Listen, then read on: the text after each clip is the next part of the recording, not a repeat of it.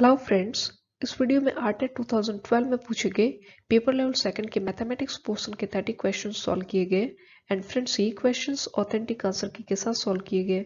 Let's start. Question number 91 maths portion का first question, निम्न में से किसका मान 3 की पावर 2 की पावर 3 के बराबर नहीं है। जब घातें इस तरह से होती है तो यहाँ घातांक का एक रूल काम करता है कि इन दो घातों को आपस में मल्टीप्लाई करके लिख दिया जाता है, यानी ये हो जाएगा 3 की पावर 6 और 3 की पावर 6 तो 3 की पावर 6 के इक्वल है, तो ऑप्शन ए कैंसिल हो गया। और जब हम इसे सॉल्व करके लिखेंगे तो ये सॉल्व करने पर हमें इसकी वैल्यू जो मिलेगी वो मिलेगी 729। 729 को हम ऐसे भी लिख सकते हैं 27 का स्क्वायर, 27 का स्क्वायर 729 होता है और 9 का क्यूब होता है वो भी 729 होता है। तो option B and option C दोनों ही कैंसिल हो गए, पीछे बचा ऑप्शन डी जो कि हमारा आंसर हो जाएगा। Next question, a plus B का square is equal to A square plus B square plus 2ab के बारे में निम्न में से क्या सत्य है। तो हम जानते हैं कि ये एक सर्वसमीका है। नेक्स्ट क्वेश्चन, व्यंजक 27x cube plus 27x square Y plus 9x Y square plus Y cube को y प्लस 3x से भाग देने पर प्राप्त गणनफल तथा शेष बराबर है। करेक्ट आंसर हो जाएगा ऑप्शन सी। नेक्स्ट क्वेश्चन, एक कक्षा में 54 विद्यार्थी हैं, यदि छात्रों की संख्या की 4/5 गुनी हो तो छात्रों की संख्या है। ये जो है ये हमें अनुपात दिया गया है, तो इसमें से छात्रों की संख्या का अनुपात हो जाएगा 4 और जो छात्रों की संख्या का अनुपात है वो है 5, तो 4:5। टोटल स्टूडेंट्स है 54 और अनुपात का टोटल हो जाएगा 9। ज्ञात हमें करनी छात्रों की संख्या का अनुपात है 5, तो 5 से मल्टीप्लाई कर देंगे, सॉल्व करने पर हमें मिलेगा 30, ऑप्शन बी। नेक्स्ट क्वेश्चन, निम्न में से कौन सा कथन सत्य नहीं है। ऑप्शन ए, संख्या 25 एक पूर्ण वर्ग संख्या है, यह कथन सत्य है क्योंकि 25 5 का पूर्ण वर्ग है। ऑप्शन बी, संख्या 38 एक पूर्ण वर्ग संख्या नहीं है, यह कथन भी सत्य है क्योंकि 38 किसी का भी पूर्ण वर्ग नहीं होता।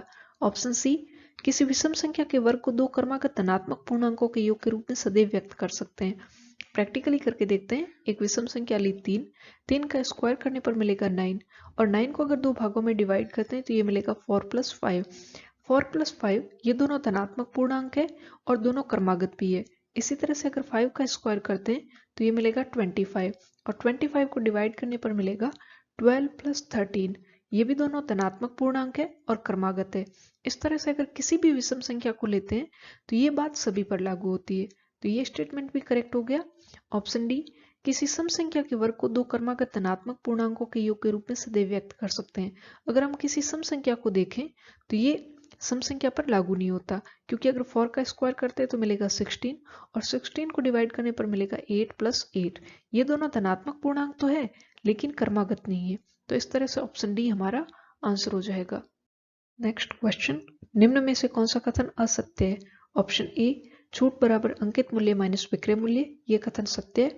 ऑप्शन बी, छूट बराबर विक्रय मूल्य माइनस क्रय मूल्य, ये गलत है क्योंकि छूट बराबर होता है अंकित मूल्य माइनस विक्रय मूल्य और विक्रय मूल्य माइनस क्रय मूल्य होता है लाभ। ऑप्शन डी, हानि बराबर क्रय मूल्य माइनस विक्रय मूल्य, ये भी सही है, तो करेक्ट आंसर हो जाएगा ऑप्शन बी। नेक्स्ट क्वेश्चन, यदि A/B/C/D तो संख्याएं ACD वित्तता अनुपात में होती हैं यदि B = C हो तो। नेक्स्ट क्वेश्चन, 210 रुपए को राम और श्याम में 7:3 के अनुपात में बांटने पर दोनों के द्वारा प्राप्त धन क्रमशः होंगे। टोटल रुपए है 210 और टोटल अनुपात है दोनों का 7 + 3 10। राम का हिस्सा हो जाएगा 7 से मल्टीप्लाई करने पर मिलेगा 147 और श्याम का मिल जाएगा 210/10 × 3, ये मिल जाएगा 63, ऑप्शन ए। नेक्स्ट क्वेश्चन, निम्न में से कौन बराबर नहीं है। उस चक्रवृद्धि ब्याज के जो कि 48,000 पर 3 वर्ष के लिए 5% की दर से वार्षिक हिसाब से लगाया जाए। जब हम इसको सॉल्व करके इन चारों को सॉल्व करेंगे तो option A, option B and option C इसके इक्वल आ जाएंगे, लेकिन ऑप्शन डी इसके इक्वल नहीं आएगा, यानी ऑप्शन डी हमारा आंसर हो जाएगा। नेक्स्ट क्वेश्चन, कोई व्यक्ति एक्स 100 रुपए की एक साड़ी को 10% के लाभ पर वाई को बेचता है और वाई उसी साड़ी को 10% के हानि से जेड को बेचता है, तो जेड उस साड़ी को कितने रुपए में खरीदता है।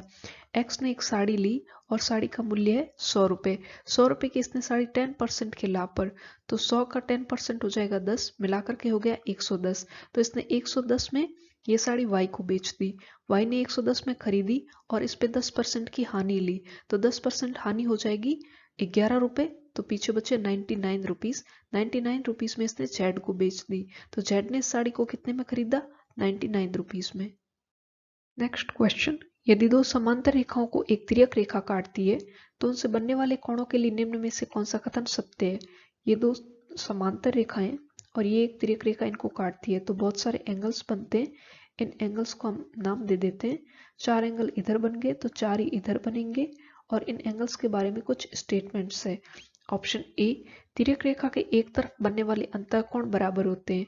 अंतःकोण जो ये इनर साइड में बन रहे ये अंतःकोण होते हैं, तो एक तरफ यानी इधर की साइड जो बन रहे हैं वो एक तरफ ही है, तो कोण थर्ड और कोण फोर्थ क्या ये आपस में बराबर है? नहीं है, तो ये स्टेटमेंट गलत है। ऑप्शन बी, एकांतर कोण बराबर नहीं होते हैं। एकांतर कोण ये होते हैं जो ये जेड की आकृति बन रही है, तो इसमें ये कोण थर्ड और ये जो सेवेंथ है ये आपस में एकांतर कोण है, तो क्या ये बराबर नहीं है? ये बराबर होते हैं हमेशा, तो ये स्टेटमेंट भी गलत हो गया। ऑप्शन सी, संगत कोण बराबर होते हैं। इसमें संगत कोण ये वाले कोण होंगे, जो कोण फर्स्ट है ये कोण फिफ्थ के संगत है, और जो कोण सेकंड है ये सेवेंथ के संगत है, तो संगत कोण हमेशा बराबर होते हैं, तो ऑप्शन सी करेक्ट है। ऑप्शन डी, तिर्यक रेखा के एक तरफ बनने वाले बाह्य कोण बराबर होते हैं। ये जो आउटर साइड में एंगल्स बन रहे हैं ये बाह्य कोण होते हैं, तो एक तरफ यानी इस साइड वाले या फिर इस साइड वाले ये आपस में कभी बराबर नहीं होते हैं, तो ये भी गलत हो गया। Correct answer option C. Next question, एक चतुर्भुज की रचना के लिए उसके कम से कम कितने अवयव ज्ञात होने आवश्यक है? एक चतुर्भुज की रचना करने के लिए कम से कम 5 अवयव ज्ञात होने आवश्यक है। नेक्स्ट क्वेश्चन, समलंब चतुर्भुज का क्षेत्रफल होता है। समलंब चतुर्भुज के क्षेत्रफल का फॉर्मूला होता है 1/2 ऊंचाई इंटू समांतर भुजाओं का योग। नेक्स्ट क्वेश्चन, आर त्रिज्या तथा एच ऊंचाई की बेलन का पृष्ठीय क्षेत्रफल तथा आयतन क्रमशः है। बेलन का पृष्ठीय क्षेत्रफल होता है 2 pi R R plus H और आयतन होता है pi R square H. Option B. Next question, निम्न में से कौन सी दशा दो त्रिभुजों को सर्वांगक्षम सिद्ध करने के लिए पर्याप्त नहीं है? सर्वांगक्षमता से मीनिंग होता है कि ऐसी दो आकृतियां जो आमाप और आकार दोनों में बिल्कुल बराबर हो, यानी एक आकृति को अगर दूसरी पर रख दिया जाए तो वह उसको पूरा पूरा कवर कर लेगी। तो अकॉर्डिंग टू क्वेश्चन हम ऑप्शंस देखते हैं। दोनों त्रिभुजों की तीनों भुजाएं आपस में समान हो, दो भुजाएं और उनके बीच का कोण बराबर हो, दो कोण और उनके बीच की भुजा बराबर हो, तीनों कोण बराबर हो। डी ऑप्शन हमारा आंसर हो जाएगा। नेक्स्ट क्वेश्चन, ये जो चिन्ह है ये क्या कहलाता है? तो ये चिन्ह टैली चिन्ह या मिलान चिन्ह कहलाता है। नेक्स्ट क्वेश्चन, आयत चित्र प्रदर्शित करता है। आयत चित्र सतत वर्गीकृत बारंबारता बंटन प्रदर्शित करता है। नेक्स्ट क्वेश्चन, आंकड़ों, ये जो आंकड़े दिए हुए हैं इनके लिए बारंबारता बंटन सारणी है। यहाँ बारंबारता से मतलब है कि ये जो आंकड़ा है इनमें से कौन सा आंकड़ा कितनी बार आया है। तो अगर हम 2 को देखें तो 2 आया है 1 2 एंड 3 टाइम, तो यहाँ पर 3 है। इस तरह से अगर 3 को देखें तो 1 2 3 2 टाइम आया है, तो ये 2। इस तरह से अगर हम मिलान करते जाएंगे तो ए ऑप्शन हमारा करेक्ट आंसर हो जाएगा। नेक्स्ट क्वेश्चन, विद्यार्थियों का एक समूह गर्मियों की छुट्टी में गया और विभिन्न प्रकार की गतिविधियां की जो कि निम्न चित्र द्वारा प्रदर्शित है। सांख्यिकी में इस प्रकार से आंकड़ों के प्रदर्शन को क्या कहते हैं? जब आंकड़ों का प्रदर्शन इस प्रकार के चित्र से किया जाए तो सांख्यिकी में इस चित्र को पाई चित्र कहा जाता है। नेक्स्ट क्वेश्चन, अवर्गीकृत आंकड़ों का बराबर चौड़ाई, भिन्न ऊंचाई और बराबर दूरी पर स्थित स्तंभों द्वारा प्रदर्शित करने का तरीका कहलाता है। यह तरीका कहलाता है दंड चित्र। नेक्स्ट क्वेश्चन, गणित वह भाषा है जिससे परमेश्वर ने संपूर्ण जगत या ब्रह्मांड को लिख दिया है। यह कथन किसका है? यह कथन है गैलीलियो का। नेक्स्ट क्वेश्चन, प्रोफेसर सुल्त जी के अनुसार गणित पढ़ाने का प्राथमिक उद्देश्य है दूसरी विधाओं में सहायता प्रदान करना, या मानसिक शक्ति का विकास, या खाली समय का सदुपयोग, या प्राथमिक तथा सामान्य सिद्धांतों से परिचय कराना। करेक्ट आंसर होगा ऑप्शन बी, मानसिक शक्ति का विकास। नेक्स्ट क्वेश्चन, जो विद्यार्थी ज्यामिति नहीं समझ सकते वे इस विद्यालय में नहीं आ सकते। यह कथन किसका है? यह कथन है प्लेटो का। नेक्स्ट क्वेश्चन, आगमन विधि निम्न में से किसके लिए उपयुक्त है? ऑप्शन ए, सूत्र स्थापित करने के लिए। ऑप्शन बी, सवाल को सूत्र के द्वारा हल करने के लिए। ऑप्शन सी, सवाल को समझने के लिए। ऑप्शन डी, सवाल को बनाने के लिए। करेक्ट आंसर ऑप्शन ए, सूत्र स्थापित करने के लिए। Next question is a bonus question.